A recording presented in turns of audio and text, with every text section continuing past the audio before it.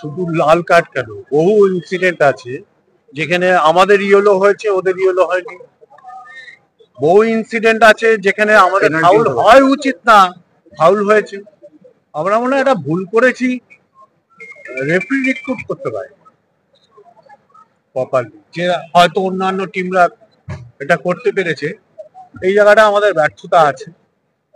Injury একটা part, ঠিক আছে, part of football, but injury তো থাকবে, ইনজুরির জন্য রিপ্লেসমেন্টও আছে। এরকম রেফারিং হলে কি করে হবে? এরকম রেফারিং হলে তো কিছু করতে পারবে। তেজস নাগভেঙ্কর বারবার বিভিন্ন ম্যাচে বিভিন্ন ভুল করেন, তারপরেও তিনি বারবার ভাইটাল ম্যাচ পান। বহু চক্র আছে, আমার মনে হয় কোনো ইনস্ট্রাকশন থেকে হচ্ছে।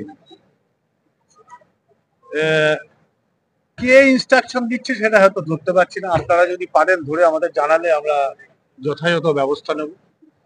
প্রথমে সলকেস্কো আজকের মহেশের চোটটাও খুব গুরুতর হলো, মাঝি চালালের চোটটা, এটা কি একটা চিন্তার বিষয় হয়ে দাঁড়াচ্ছে দলের কাছে?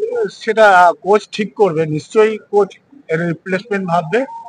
বাট যত টিমই খেলুক, এরকম রেফারিং হলে কিছু হবে না, এটুকু বলতে হবে। কতবার জানাবো, কাগজ তো ফাইল হয়ে গেছে, লাভ তো হচ্ছে না কিছু। এরপরে দেখি রাস্তায় নামতে হয় কিনা।